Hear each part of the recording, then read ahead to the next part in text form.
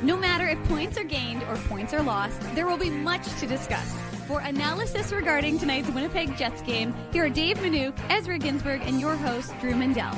The Illegal Curve post-game show, presented by Play Now, the official sports betting partner of the Winnipeg Jets, starts now.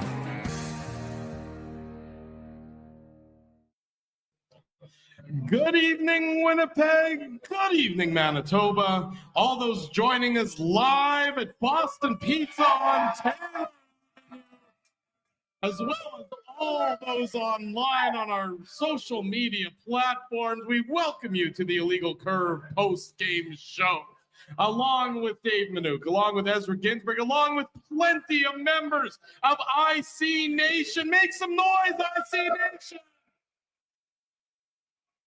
That's good. I like to hear that. We are here to talk about the Winnipeg Jets' 3-2 overtime victory over the Colorado Avalanche, a game following the Monday night debacle in Utah. Jets head coach Scott Arniel challenged his shorthanded team, his undermanned team, to step up in the face of better competition, namely the Colorado Avalanche, and to the Winnipeg Jets' credit, off the stick of a bullet from Neil Pionk in overtime, the Jets come away with a 3-2 victory. Gentlemen, what a night it's been here at Boston Pizza on Taylor Avenue. Crowds cheering, prizes, everything under the sun, and it only gets better with the Jets coming through with that crucial 3-2 victory, Ezzy. Absolutely. Boys, I don't know if we can talk about anything aside from that penalty that was called by Nikolai Ehlers on a perfectly fine hip check, along with that shot by Neil Pionk. Obviously, the Avalanche didn't score on that power play late in the third period, but what a shot by Neil Pionk. Sometimes, boys, you get outplayed a little bit. Jets certainly got outplayed in the third period, but when it goes to overtime, we know the Jets have some players that can create some magic. Pionk obviously is not a guy that you expect to be the goal scorer. You expect it to be a guy like Scheifele or Connor, maybe Velarde or Ehlers. But, just an impressive overall win. No Adam Lowry. The Jets are almost completely healthy, guys. But the Jets will take it. And, obviously Nathan McKinnon, I think he ended up with 100 shots on net tonight. He was really good. Cale Makar doing Cale Makar things. But all that matters is Neil Pionk gets the Jets that extra point in overtime. And obviously Connor Hellebuck deserves a lot of credit for the way he played, keeping that game tied in the third period. Well, Dave, it's funny. As he mentions that penalty call on Nikolai Ehlers, that call came with 4 minutes and 13 seconds to go. And, in that situation, we've seen plenty of times over the years where that can end up being the game-winning goal for the opposition, where the Jets have taken a late penalty, a dubious call that was at best against Nikolai Ehlers. But to the Jets' credit, and I think this speaks to their intestinal fortitude, and this speaks to their attitude and the culture that they've built within that dressing room. They have a very solid penalty kill, a couple of very timely stick checks from Alex Iafallo to prevent the Avs from getting that high slot play that they look to so often on the power play. The Jets kill it off, and then they end up getting the victory in overtime. Just really diligent play by the Jets' penalty kill at a time they needed them to step up the most in that late in that third period. Well, we've been talking about the Jets' penalty kill now for some time, Drew, and they've stepped up, and none bigger than that one to end the hockey game and get it into overtime because, the Colorado Avalanche, we watched it throughout the course of the night, incredibly talented team. I thought all you'd want to do is talk about Connor Hellebuck getting his first assist of the season, but I guess we'll just talk about the PK. And when we get to that in the Play Now game recap, we'll get there. The easy there, Sensei. All right. One step at a time, one goal at a time. When a goaltender picks up an assist, it's something. It's not a goal, but it's an assist. Yeah. It's no Nedeljkovic, right, Dave? No, exactly. ECHL, AHL, and now NHL goals for him. But no, I don't think that I think it's the one area of concern that we had for this Winnipeg Jets team throughout the course of the season. Even as their power play was looking phenomenal and their 5-on-5 play was good, but we continually harped on the fact that their PK wasn't where it needed to be. The PK needed to be, again, like I've said, I'm like a broken record on this. You don't have to have a top 5 PK, but you need to be in that top 10-ish area. And the Jets are slowly, I know that they're around 15th or 16th in the NHL, but the fact of the matter, it has gotten better. It has looked better. And never has it come up bigger, I would say, than in the third period to keep that on really what would have been a terrible, again, we're not homers. We don't see if that was a bad call. If a penalty is a penalty, we call them. Yeah. We call balls and strikes, as close as we can and as fair as we can. But I got to tell you, watching that, to me, that's just like it's a check by Ehlers. It's nothing more than that, and it shouldn't have been called. So the fact that you didn't lose on that one is significant. What I think happened on that play, and I was saying this to Doug and company here at Boston Pizza on Taylor Avenue for the illegal curve watch party. What I think what happened there is the ref anticipated that it was going to be a trip, like a legitimate leg stick out trip on McKinnon.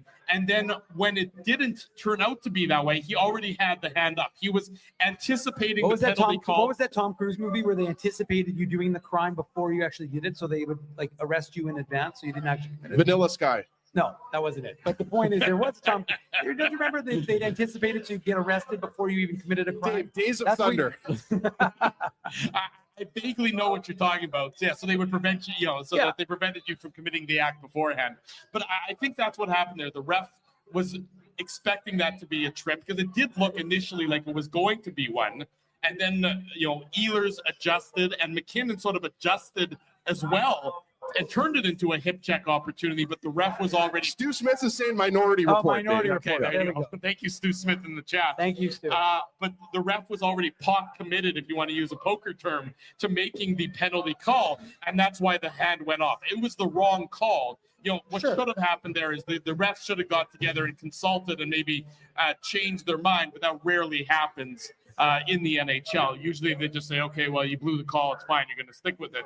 But to the Jets' credit, and I do think it's important that they killed that one off, and then they win it so quickly in overtime. But we're getting ahead of ourselves. One step at a time. People didn't know, Drew. Well, sorry. I hate to put spoiler alert for all those who didn't know the end result of today's game. I don't think you can say spoiler alert once you've already spoiled.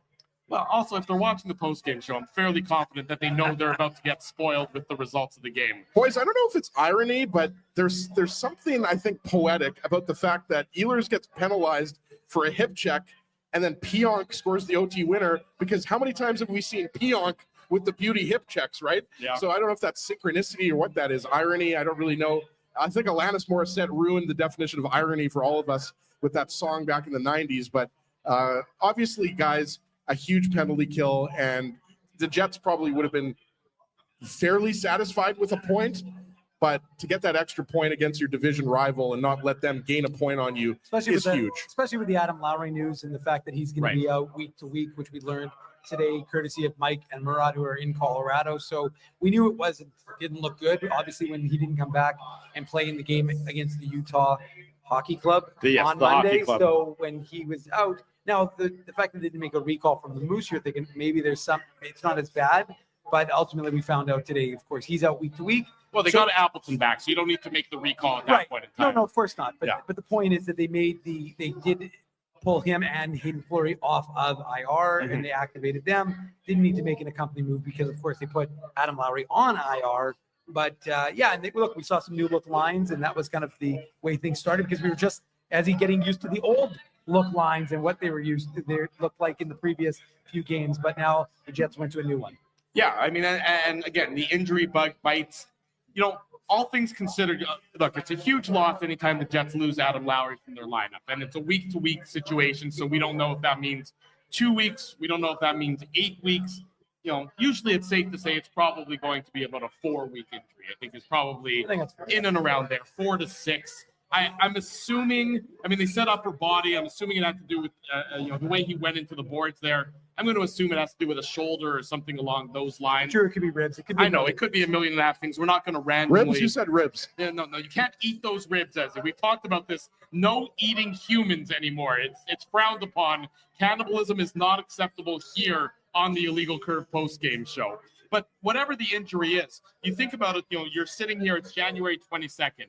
You're really thinking, that Four Nations Cup break is coming up, at a timely, opportunity. So it's not, you're going to be without Lowry up until the Four Nations tournament for sure. Yeah. Who knows how long after that? But in terms of the timing of that injury, it's not the worst timing imaginable in that, you're missing fewer games. You're missing fewer games than you would be if this injury happens in October or November or anything along those lines. So in terms of that, if you want to look at the silver lining of losing your captain, losing one of your key contributors, it's not for as many games as it would have been at a different time in the year or at a year that doesn't have the Four Nations tournament as you. Right. And, obviously, you can dissect the lines and, you could pick apart some of the Jets. Like the Jets were pretty badly outplayed for stretches of the second and third period, right?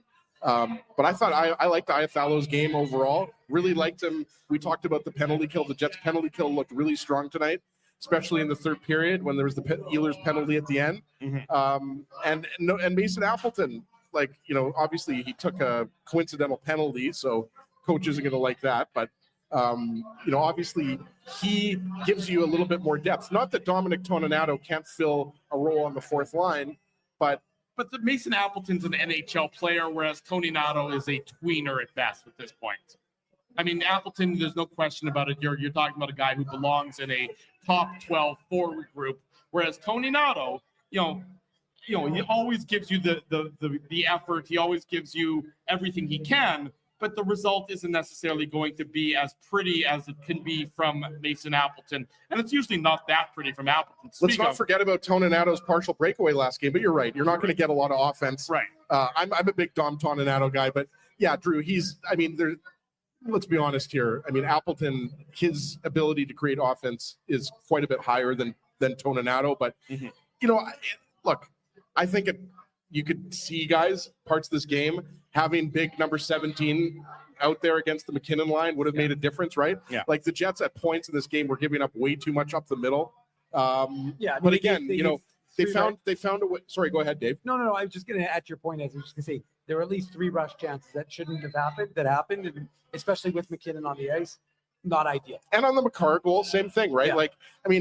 It's easier said than done to shut down the Avalanche top guns.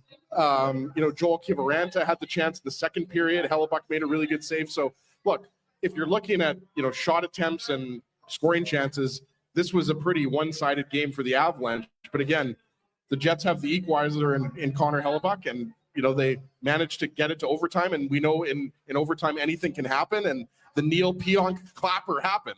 Well, and just to add, sorry, Drew, just one last thought before we get into might not necessarily get into the recap just yet, but the one thing that merits mention is the play of Connor Hellebuck, because, that save he made with 5 seconds to go in the first period just preserves the mentality. You're not going into that second period down and trying to scratch and claw, and the kind of emotional break that it would have been, giving up a goal that late.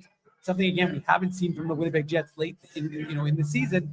But I thought Connor Hellebuck was excellent in this hockey game, made a number of key saves. And Blackwood, too, he deserves credit. I thought he was good. The two saves he makes off Mark Scheifele. I was going to say, boys, the Jets could have won this game in regulation, too, right? And that's why this was such a fascinating game, right? Like, even though the Avalanche controlled the pace of play, and at one point the high danger chances were heavily tilted in the Avalanche favor. They finished 16 to 8 in favor of the Avalanche at 5-on-5. So they doubled the Jets in high danger chances. And if you watch that game, you're not surprised by that number. You couldn't have watched it and not seen how many chances that they had. And look, like as he said, there's going to be elements, Drew, you said it. There's going to be elements of the game that Scott Arniel's not going to like, and he's going to want his team to clean up because, again, you want to rely on Connor Hellebuck, but you don't want to make him that. You don't want to make sure his workload is that heavy. Right. And so, but at the same time, he's your number one goaltender. You pay him as a number one goaltender for a reason. And he has done an excellent job against Colorado Avalanche in regulation. Yeah. I mean, look, the Jets, again, we've talked about this. You don't apologize for having Connor Hellebuck as your goaltender. And to the Jets' credit, I know that the high danger chances were one-sided. I know that at different times the flow of the game was a little bit one-sided. But I thought the Jets did a really good job of staying in the fight tonight. And I know that's sort of a a lingo from a year ago or 2 years ago. I think it was a Rick Bonus line, stay in the fight. But the Jets did that, and they obviously get rewarded in overtime. Look, I thought this was a gutsy effort by the Winnipeg Jets, and they spoke a good game after Monday against Utah, saying all the right things about being disappointed in their performance on Monday night, needing a better result. Ehlers saying if we play like that, we're not going to be a Stanley Cup caliber team. So talk is cheap. How do you respond in that next game?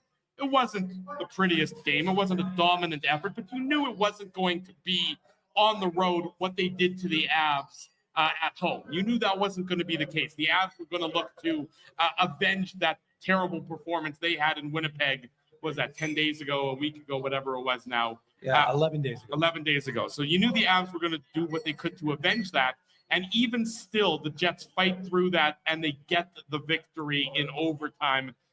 It really does speak, I think, to the culture that this team has and has really built for a number of years now, but have continued to manifest it with Scott Arniel behind the bench.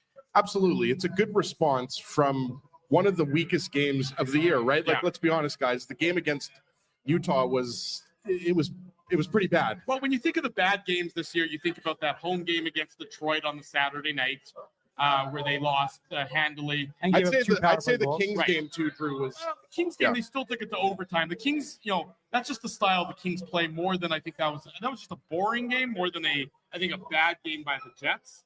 The game against Utah, for sure, on Monday, bad game. So you can't have multiple bad games in a row. So how do you respond? How do you bounce back? How do you change your performance the next time you have an opportunity? And we've seen the Jets do that. We've seen the Jets improve upon those poor performances. And I think that's just a really important attribute for a team like the Jets to have. Yeah, absolutely. And especially when you're able to overcome, let's be honest, the Jets were on their heels for big portions of the second and third periods. And the Colorado Avalanche are able to do that to a lot of teams. But as you said, the Jets are able to persevere. And, the Scheifele line, had a good scoring chance. They were noticeable on the power play. And, at the end of the day, the Jets get the extra point. And, that's kind of what it's all about. But you're absolutely right. I mean, this is the type of response. It wasn't a perfect game. No. There were, parts of the game, like I said, where, you don't like the way that you defended. Maybe you gave the Avalanche a little bit too much time and space. But again, it's not just McKinnon. It's not Rantanen. I mean, Drew O'Connor, we saw him have a good burst of speed and had a scoring chance. We talked about Joel Kiviranta. Sometimes I say Joel, but I think it's Joel Kiviranta. Okay. He had a really good chance in the second period. And then obviously, Cale Makar got the tying goal there. But, again, like our boy, Isha Boy Bruce is saying right now, the Avalanche are an elite team. They have some things to figure out. Mackenzie Blackwood has been kind of hot and cold as of late. Thought he was pretty good tonight. We talked about the Scheifele save. That guys is maybe a candidate for save of the year. So let's not get carried away. It was a good save. I mean, not save of the year, but it was a damn good save at an important time. Watch the replay though, Drew. I mean, the first save is incredible, and the second save is even more impressive. So I don't know. I'm gonna say it's a top 5 save of the year confidently. Okay. Well, we can agree to confident. We'll agree to disagree on the confidence level there, but that's okay. Room for everybody here on the Illegal Curve. I know Joe from Winnipeg agrees with me. Okay. Top 5 save of the year. Joe's giving the Ezzy the thumbs up. We're live here at Boston Pizza on Taylor. That's only because Joe wants to win a Play Now hoodie that we're giving, a sweatshirt that we're giving away to someone here in Boston Pizza. There you go. Exactly. We got that still to come here on the post-game show. We're live at Boston Pizza on Taylor Avenue. It's the Illegal Curve post-game show live on location. It's also the Illegal Curve watch party. We do this every month. Always great to be with our friends at Boston Pizza, and it was a great party here tonight. We encourage you to come out to the next one. That'll be in February. Details to come. It's a Saturday night in February, the first game back after the Four Nations Cup. I believe the Jets are on the road in St. Louis, if I'm not mistaken, and we'll be back here at Boston Pizza for that. But before that, much more to get into on tonight's post-game show. We do a goal-by-goal recap. It's called the Play Now Game Recap. The Play Now Game Recap.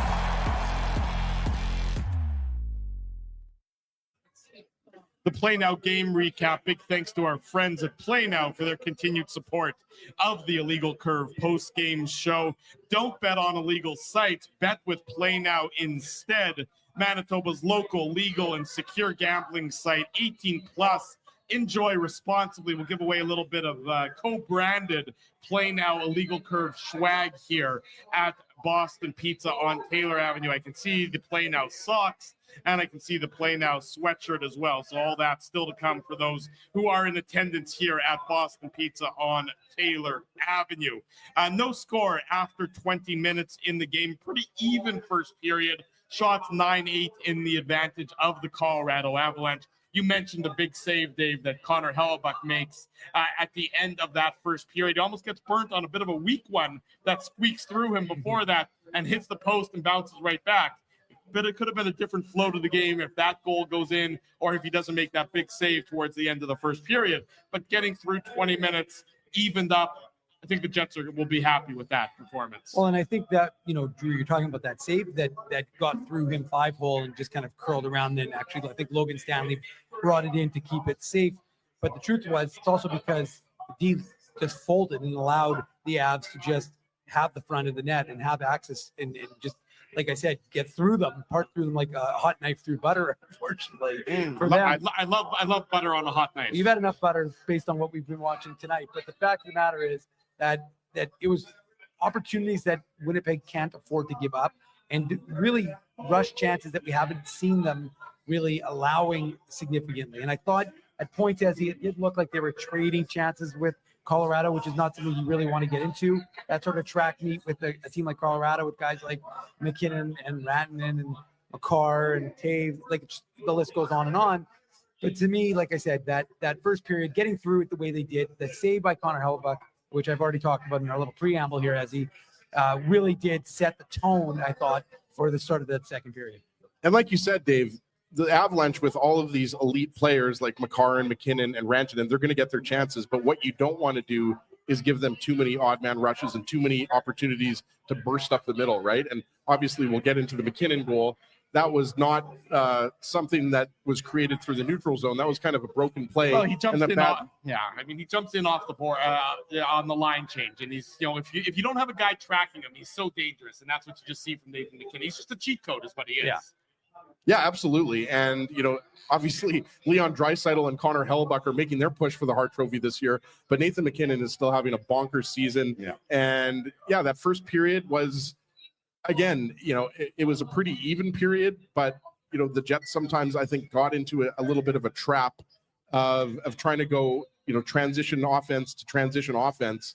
And Colorado, that's their basically their specialty, right? Yeah. It was especially, a Colorado Avalanche team that the Jets successfully shut down, like we were saying 10 days ago, that they look like a shell of themselves. You're unlikely to do that against them 2 games in a row, given the superstar talent, McKinnon and McCarr, and both of those guys were key drivers of the Avalanche goals in the course of tonight's game. Go ahead, Dave. No, and I was just going to say, and Nancy and I talked about this a little bit before we got started on the show, but you guys had meetings without me. Well, Drew, you weren't so busy, flittering from table to table while Ezzy and I were trying to do a little. People demand a piece of me. Everybody demands a piece of me. It's hard being me. Well, sit at the elitist table, Drew. Sit at the elitist table. I'm not. I'm a man of the people. I'm not as elitist. You're a man of the people. I don't have security around me at all times like you guys do. Yeah, easy there, Mr. Tuxedo. But anyways, don't live in Tuxedo. Yeah, you grew up there. But the point is that, one of the things that Ezzy and I talked about was in our private conversation was the fact that Mackenzie Blackwood, since that time and including that loss to the Winnipeg Jets, he's gone 1-3-0, and his save percentage went from like a 168, or not his save percentage, his goals against went from 168 to 198, and his save percentage marginally increased as well. Like, it's not, again, his numbers are still good. So what you're saying is they shouldn't have committed for 5 years and $27 million to him? I'm actually not saying that, but I'm just saying that it's from where they were 10 days ago. It's just funny how things can happen. And the Avs, when the Avs came into Winnipeg and they played that game and lost the Jets, they had been 8-1-1 in their last 10. And then coming into today's game, they were 5-4-1. And again, like I said, Blackwood went from 928 to 940. and 168 goals against for 197. Okay. So again, he's just Like you would expect, he's sort of he's reverting back to the mean a little bit. Yeah. Again, he's not an elite goaltender, so you wouldn't expect his numbers to stay up there at all that point in time. In any event, 0-0 after 20 minutes. The Avs do open the scoring. We talked about it. Nathan McKinnon is 19th of the year. Assist to Devon Taves and Jonathan Drouin. It comes at the 6:09 mark.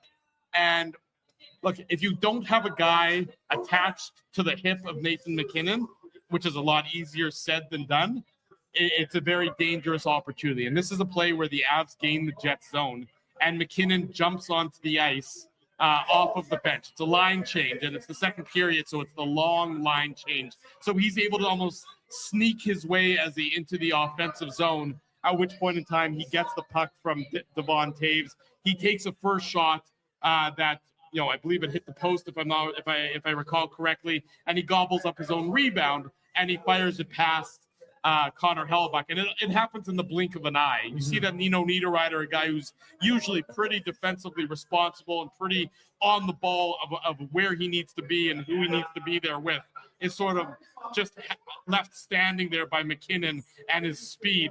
And McKinnon, give him one opportunity, he's usually going to score. Give him two opportunities, he's almost guaranteed to score. Yeah, and I think, boys, the issue that you have more with here is that after the puck, it does hit the post, Drew. Yeah. Originally, I think most people thought Hellebuyck made the save, but I think the problem that you have is that McKinnon comes in, gets his own rebound, and has too much time and space. I think that's the issue. Gets lost. And Morrissey, if I'm not mistaken, Morrissey has Rantanen, and DeMello is with Drouin. No, Sandberg. Sandberg was on. Or pardon me, Sandberg is with Drouin. The point is the Avalanche have two forwards to the left and the right of Hellebuyck, and there's just nobody.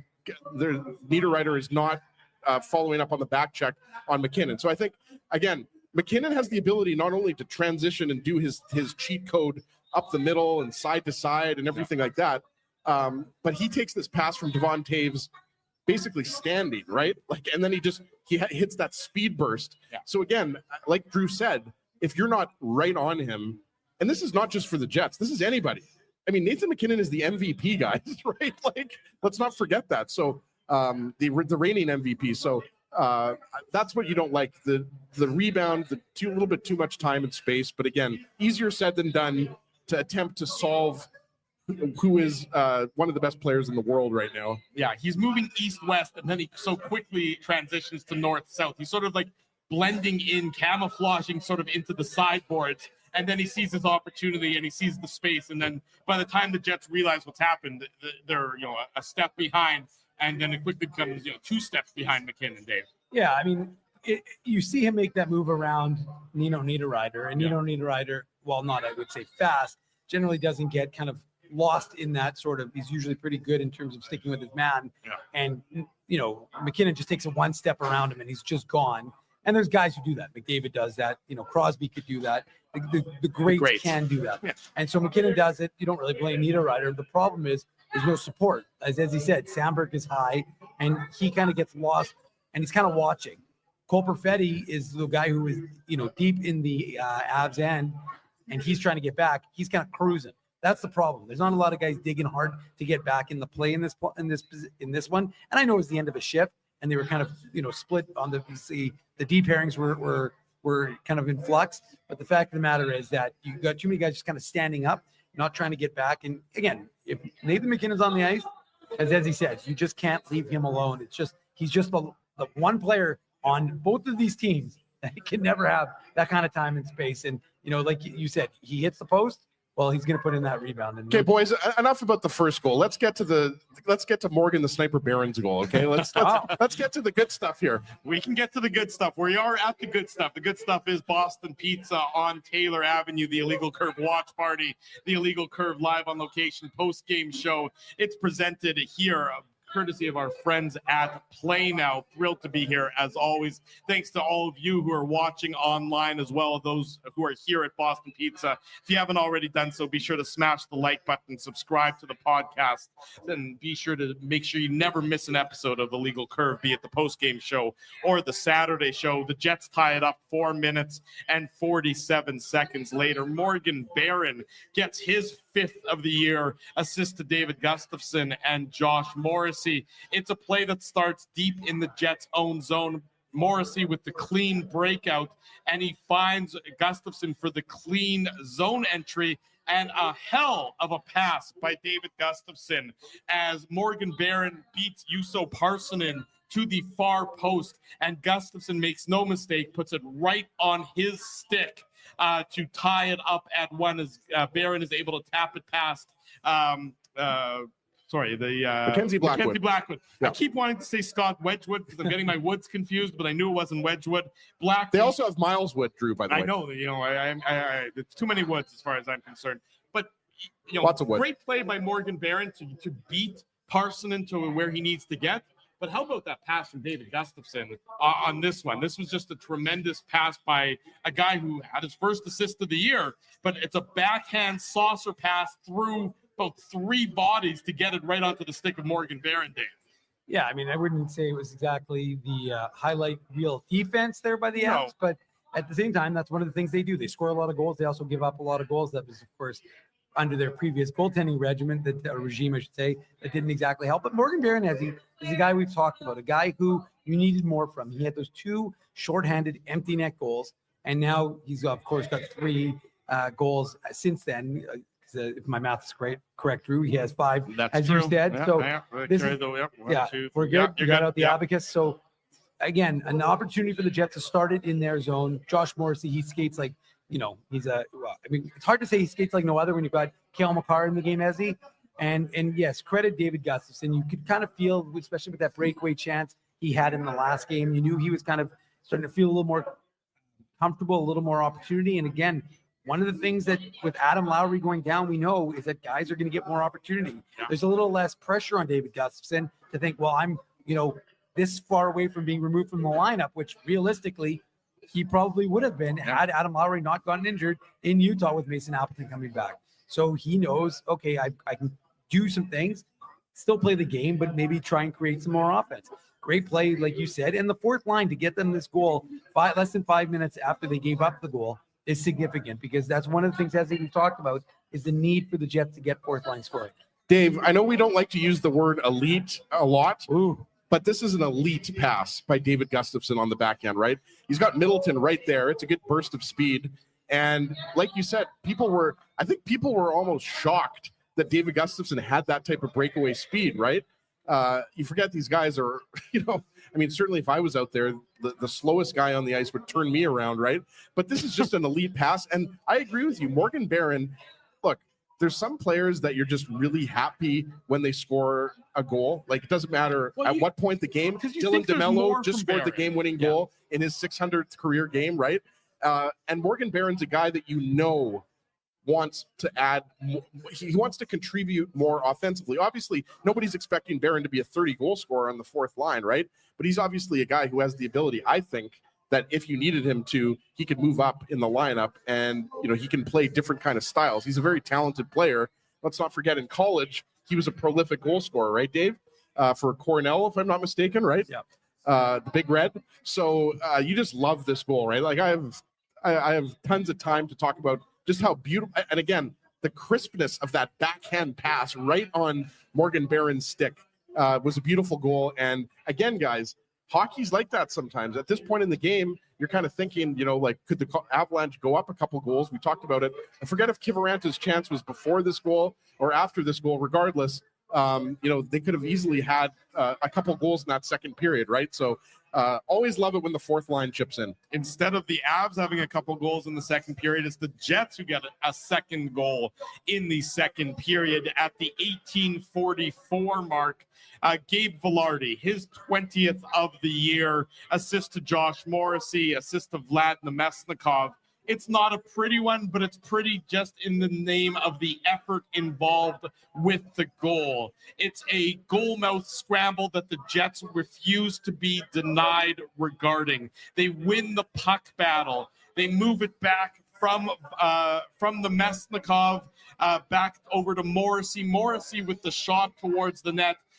It's a bit of a a good deflection. It's a bit of a fortuitous deflection off of Gabe Vilardi, but it only happens because the Jets put forth the effort necessary to win those puck battles, to get the puck in deep from Nikolai Ehlers up at the point, and then from Vilardi to outmuscle and outwork Sam Girard to give the Jets the 2-1 lead with 1:16 to go in the second period.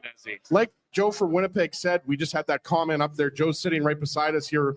You know, it's bang the net, right? Like you've got Ehlers in there, you've got Nemesnikov in there, you've got Vilardi in there. And, you know, let's be honest, guys, if you're not generating a ton off of the rush, you're not getting a lot of odd man rushes, like it's pretty simple here, right? Like you got to create, you know, some offense, you know, in the dirty way, essentially. And yeah, it's a fortuitous bounce, Drew. It wasn't kind of a fortuitous bounce, but look, Morrissey puts the puck on net and Vilardi is in front of the net. And you ask any minor coach, I realize that coaching has evolved, but good things happen when you go to the net. You miss 100% of the shots you don't take, right, Dave? So it's a fortuitous bounce. Well, look at the Jets' first two goals. You know, the Barron goal comes basically with him in the blue paint, and the Vilardi goal, you know, starts with a goal mouth scramble and winning a puck battle in the blue paint. So to your point about good things happen when the puck is towards the net, and good things happen when the puck is, you know, it is on goal. You can see it in the, you know, it play itself out in the Jets' first two goals of this game. Yeah, the only thing I would add is that the connectivity is excellent here, right? Like the fact is that there's a couple of switches, and you know, DeMello and Ehlers switch, Nemesnikov is, and they're all in the front of the net as you just went over. The fact of the matter is they're all at one point in the blue paint. They're out of the blue paint, but they all try and get their, you know, that the rebound on the Nemesnikov shot, and then of course reload, give it to Josh Morrissey, and he fires it on net, hits off Vilardi. And the Avs took a look at it. I'm wondering if they thought maybe there's goalie tender interference. Yeah. But ultimately, you know, when we watched the replay, there was none. Well, the refs looked at it. So I think what the refs were actually looking at is to see if he redirected it in with his glove. Well, also whether, I think, because you got to remember that Vilardi hit Blackwood's stick. Now I want to say Wedgwood because you put that in my head. Sorry. But Blackwood's stick at one point. So there, you know, and then he picks it up. They get a chance. It wasn't anything other than just going for the puck. So at the end of the day, the fact of the matter is that you get rewarded for doing the little things that aren't necessarily the prettiest things, but result in a goal. Gabe Vilardi gets his 20th 30 seasons in a row for him now, where he scores at least 20 and sets a new career high with 42 points for him. So that's good. And of course, gives Josh Morrissey 2 assists on the night. Yeah, certainly. So 2-1 for the Winnipeg Jets after 40 minutes. They give up the first goal, and then they get the next two in the second period. 20 minutes to go in this contest. We continue on here on the Illegal Curve post-game show presented by Play Now. We're live at Boston Pizza on Taylor Avenue. Love to do this for the Illegal Curve watch party and then live on location post-game show. The Avs tie it up 7 minutes into the third period, 7:05 to be exact. Cale Makar, again, we saw the Avs best players step up. He's ridiculous. I mean, what more can you say? I mean, you know, this is just an exceptional play from an exceptional hockey player. Falling down to the ice, he's able to get this puck past Connor Hellebuyck for his 16th of the year. Assist to Rantanen, assist to Jonathan Drouin. I mean, Cale Makar is, you know, much like Nathan McKinnon, a special hockey player. And you got he's the best defenseman, and I don't think it's close right now. That's what I think it is, Drew, to your point. And the Rantanen pass is almost just as crazy as the fact that he goes through DeMello and Morrissey. Like DeMello and Morrissey have sticks there, right? Like, yeah, sure, you could say, you know, get in front of him, maybe body him a little bit. It's easier said than done, right? And the thing is, Makar's a big boy too, right? Like, so it's not just easy to step in front of him. But the pass by Rantanen at the blue line is elite, right? And that's the thing with the Colorado Avalanche. They have players that are able to do this at such high speed, and it seemingly make things look easy, right? Like they make these little flip passes. He puts that puck exactly where it needs to be on Makar's stick. So again, Makar's falling forward. It's just an amazing shot. Like I realize that, you know, we're a Jets show, but sometimes you have to just say, like, this goal by Makar is incredible. And we could break it down all we want. And that's obviously what we do during the Play Now game recap. But I honestly don't know, guys, if any goalie or any group of defensemen or forwards on the ice are stopping a goal like that. it was exceptional. I mean, it was just an Exquisite, Drew. yeah, it was just an exceptional player, an exquisite player doing an exquisite thing. Yes, it's easy to pinpoint that he walks through a couple of the Jets' best defenders, but at some point in time, just the skill of Makar sort of overwhelmed still the high-end defensive skill of Morrissey and DeMello in this instance. And to his credit, he made an amazing play, and it required an amazing play to beat Connor Hellebuck in this instance. And Dave can get in here. Dave made the point when we were watching the game live, right? Appleton's a little bit flat-footed. Yeah, just can't be against these guys. Exactly, and that's the thing, right? Like it's not only a split second; it's like 1/1000th of a split second, right? Like that's all it takes. Cale Makar puts the rocket skates on, just like Kyle Connor can do, just like Josh Morrissey can do, Ehlers can do it. But these guys, I think, are even at a higher level than Connor, Ehlers, and Morrissey. And so, yeah, Mason Appleton, if he's able to have his head on a swivel, Dave, and see Makar come in, maybe he can step in front of him or slow him down a little bit. But you just can't give these guys any time and space. And that's what happened on this goal. But again, I'm just, we've got the replay on a couple computers here. Yeah. Like, it's Makar and Rantanen just doing Makar and Rantanen things. Yeah, and you see the chemistry that they have, right, Ezzy? And that is just so evident as guys who have played that long together. We see it with Mark Scheifele, Kyle Connor. We see it with Josh Morrissey and those guys. And here's another example of just the chemistry of knowing where the other guy is, having a confidence to know that if you lay that pass out, Cale Makar is going to do that. And look, quite frankly, Cale Makar made Connor Hellebuck look ordinary on that play. Connor Hellebuck, we'd all agree, is the guy who is the Vezina winner as of right now for the Winnipeg Jets, in the NHL, I should say. Yeah. And again, like I said, that's a beautiful play by Cale Makar. So as he's right, you tip your hat to the goaltender when he makes to the player who makes a play like that, and it's a big one because it felt like that kind of that time in the game where the Jets could squeak one out, then they were going to be able to lock it down a little bit. Mm-hmm. And of course, he takes advantage of an opportunity and ties the game. And the Jets are able to hold on, as we talked about. They kill off that poor call against Nikolai Ehlers late in that third period, and really the back half of a third period that, with the exception of the great chances by Mark Scheifele, that Colorado probably had the better of the flow for the last 10 minutes or so of tonight's game. The Jets are able to get it into overtime, and that is when Neil Pionk unleashes an absolute howitzer to give the Winnipeg Jets the game-winning goal at the 17-second mark. And as all of you know, and as all of you predicted, as soon as you saw that shot, it is the Seagram shot of the game. The Seagram shot of the game. Big thanks to our friends at Seagram's for their continued support of the Illegal Curve post-game show. A shot like Neil Pionk's demands something that's absolutely exquisite, and that, to me, tonight is Seagram's VO. Integrity, tradition, and craftsmanship. A gorgeous shot by Neil Pionk. Really an unforced error by the Avalanche starts this off, though, I would say. They get possession off of the opening faceoff, and then they just turn the puck over. It's just a missed pass by, I believe, Nathan MacKinnon is looking to hit Jonathan Drouin. He misses him. Connor Hellebuck is able to pick up the loose puck. He gives it over to Vlad Nemesnikov deep in the Winnipeg Jets zone. Nemesnikov skates it up and finds Neil Pionk, who comes over the Avalanche blue line with a head of speed.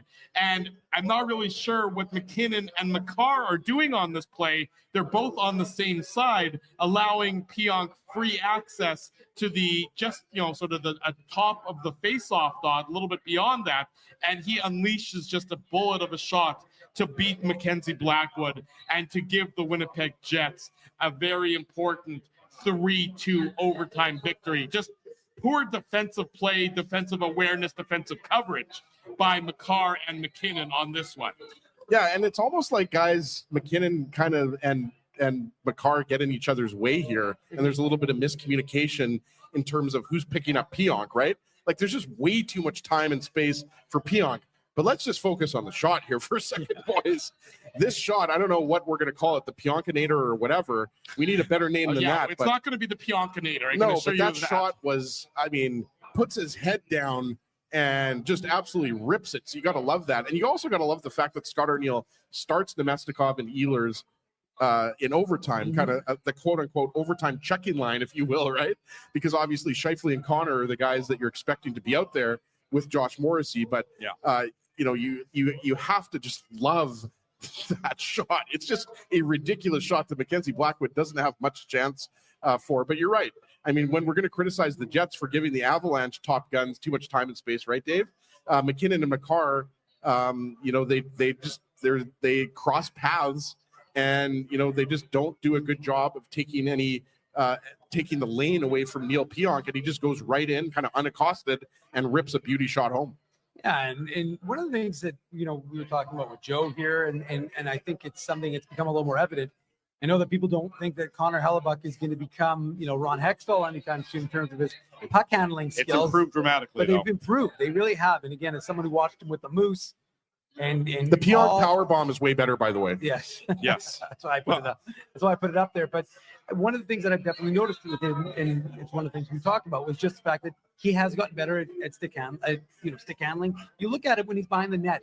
He's more calm with it. He gets the pucks more effectively. There's one situation today.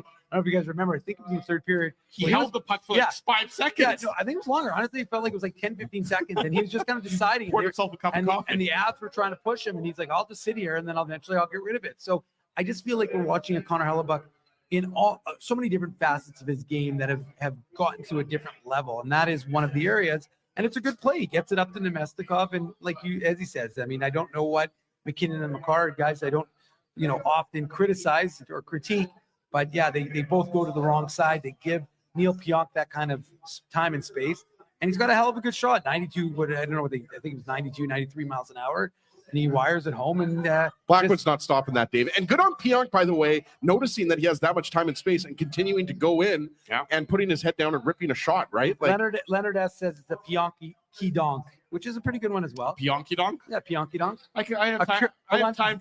Let's tell you what, they're both better than Ezzy's one, whatever for sure. It was. Voice of Fire, Kerplunk. It was Pionkinator. Kerpionk. That's not a bad one. Kerplunk. It's like the game. Yeah, Kerplunk, that's what I was thinking. Yeah, but anyways, we can workshop that. Ultimately, the fact of the matter is, I still like Powerbomb. As Aristide said, Pionk smoked Blackwood. Now that was, I mean, like we talked about, it was an impressive shot, and it's a huge win for the Jets. I mean, not in the terms of standing so much, of course, but just although it gives them a 7-point edge on the Minnesota Wild. We're going to get some healthy bodies back for their next game. But I think the important part is psychologically the fact is that the Jets are able to come home after a disastrous start, a game in Utah, and be able to focus on when they talk with us. Well, they're traveling tomorrow, so they'll be meeting with us on Friday which is the game day skate. But we'll talk to them, and guess what we're talking about? A big win over the Colorado Avalanche and not a loss. So not a 3-game losing streak. That's right, exactly. And that's why it's a big deal for the Winnipeg Jets. And Scott Arniel and Josh Morrissey spoke about it after the game, and we will bring you at least read for you the quotes that they had in the post-game coverage. So that's going to happen after the break here. Although by the way, shout out to Jared Bednar's hair. It's beautiful hair. Best coaching hair in the NHL. If you take this hat off, Dave, you can sort of, it's a little Bednar-esque if you take the hat off. I need to curl it a little bit. Yeah, you need to get a little bit more conditioning to it, but I can see, you got the tinges of gray back here that you could do a little Bednar hair going on over there.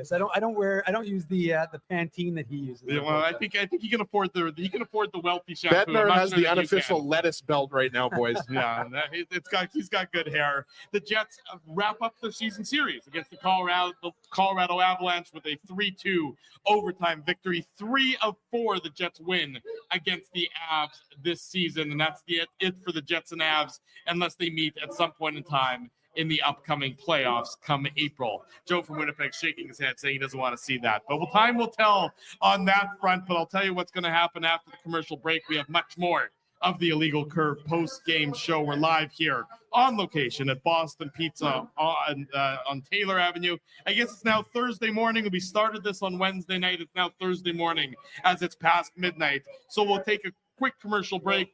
We'll come back. We'll wrap up the post-game show. More to come. Drew Mandel, Dave Manouk, Ezra Ginsburg with you, and so many members of IC Nation.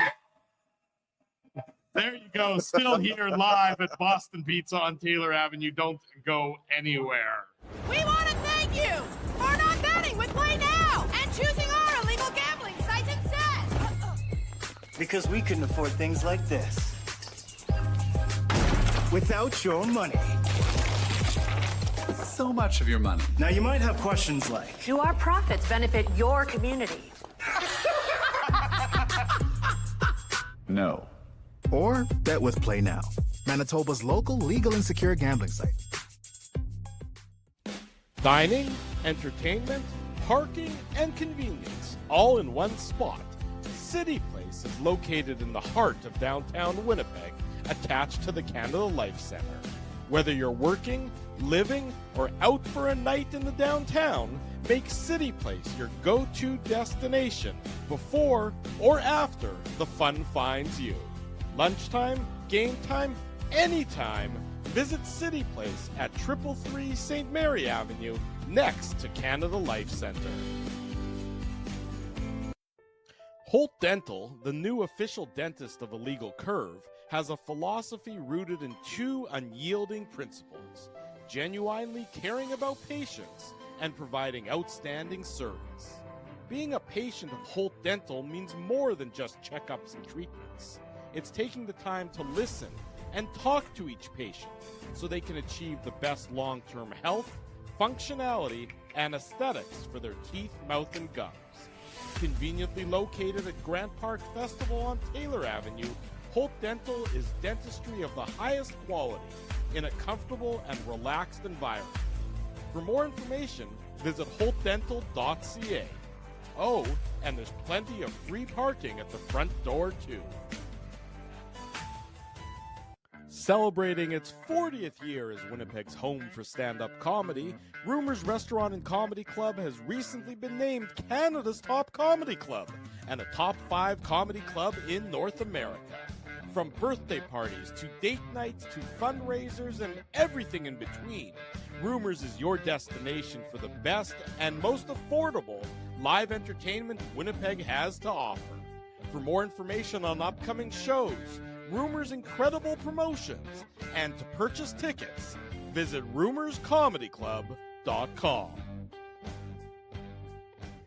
This January at Boston Pizza, every day is Pasta Tuesday. That means BP's famous pastas start at just $11.99 every single day. Create your own or go gourmet for just a few bucks more. Come on in for Pasta Tuesday pricing any day. Only this January at Boston Pizza.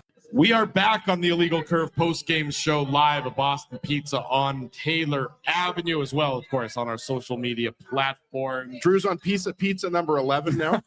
You weren't supposed to be counting, Ezzy. Come on. I thought we had an agreement. You don't count my pizzas, I don't count your beers. It's a pretty straightforward agreement. I only agreement. had one, but let me tell you, when those cactus cut chips came on the table, Big Daddy was liking it. Yeah, Big Daddy had a few more of the cactus cuts than anything else. That's okay, though.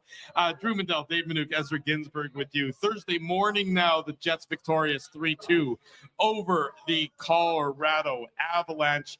Interesting note about the Pionk goal in overtime. He had almost an identical goal in 2022. Yeah. Almost, coming down the wing, unleashing a howitzer. It looked reminiscent of that goal from a couple years ago. He was asked about it post-game. Neil Pionk said, "The puck must go a little faster in the altitude of Denver. I don't know what it is." So, it certainly was funny about that. Josh Morrissey was also asked about that. Here's his quote. This is all courtesy of our buddy Murat Atesh of The Athletic. Quote, "A few of us were talking after the game that when he picked the puck up and he had the room, we kind of had flashbacks. But I think he outdid that last shot with this one. It was a perfect shot. We had a good angle at it. It was a huge win." So that is what Josh Morrissey. As Drew gets a Diet Coke. I need a Diet Coke. Thank you very much. The service here at Boston Pizza on Taylor Avenue, I have to say, is absolutely fantastic. They do a great job. Treating everybody just with the utmost of care. They do a great job tolerating us for 3.5 hours. That's true too. But shout out to the good people here the great staff at Boston Pizza for how they take care of us and keep me hydrated right now. Tip your servers. Tip them very well. That's right. They're working hard for you. Apparently, Nathan McKinnon was speaking Josh Morrissey about the goal that went in off of Velarde. McKinnon was saying, "Hey, you shot it 4 feet wide. You can't be celebrating that."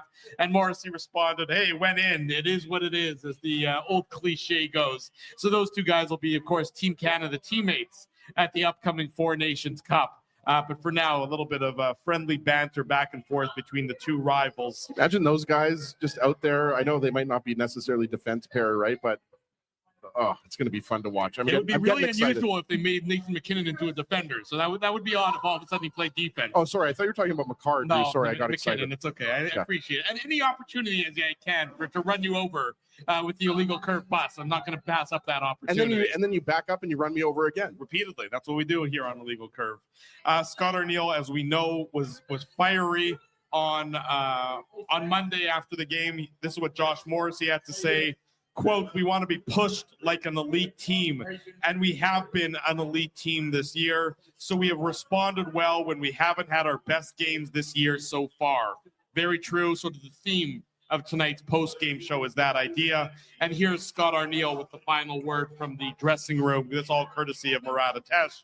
"That's sort of the growth of our team, part of our leadership group, knowing that we had to be a lot better than we were. Nobody was happy with how we played in Utah." Well, I promise you it'll be a happy plane ride home for the Winnipeg Jets with their victory tonight over the Colorado Avalanche. Final thoughts to you and Ezzy, Dave. I'll start with you first. Maybe talk about the news that you broke, the Manitoba Moose news. Not necessarily a full Moose Minute. We'll spend more time with it on Saturday's Illegal Curve Hockey Show. But significant Moose news yesterday and today that'll definitely impact the Winnipeg Jets as well, or has the potential to impact the Jets as well. Yeah, I mean, it's unfortunate news. We saw Jets 2021 second rounder Nikita Chibrikov go down on Sunday when the Moose were playing the Marlies. In the first period, he wasn't able to put any weight on his right leg. And, with Nikita Chibrikov, we've seen him go down before, but he's tough. And so if it's not killing him, he's going to be back up and playing. And he wasn't, and didn't come back out for the second and third periods. And then head coach Mark Morrison told me yesterday after practice that Chibrikov was going to be he was going to be out long-term, but they didn't know exactly what. They were still having it evaluated by doctors. And then today after practice, I was told that it is, in fact, season ending for the Jets prospect, which is unfortunate because, of course, as everyone knows, he had 2 goals, and 1 assist in the 4 games he played for the Jets this season. Of course, he scored in his only game for the Jets last season. He was the Moose leading scorer, which isn't anything significant because the Moose don't score, but he did have 7 goals and 11 assists for 18 points in 30 games. His development was just coming along. I mean, it's his second year here in North America. Yeah. He's feisty, as everyone knows who watched him play a couple games with the Jets. Good job covering yourself on that potential slip up there. Which one? I thought you were going to say. I heard felt a feisty as. I felt the same thing. I heard another F word coming out there. No, I had no intention of Dave doing was that. channeling his inner Scott Arniel. No. Yes, I was with you, Drew. Yeah. No, I really had no intention of swearing. I mean, not that I'm adverse to swearing, but feisty as fudge. No, I wasn't going to say that. I'm just going to say that he's just feisty as frick, I believe. Is feisty as feist. No, I'm not adverse. Do you want me to say it? I'll say it right now. I'll say it right now. Don't say it.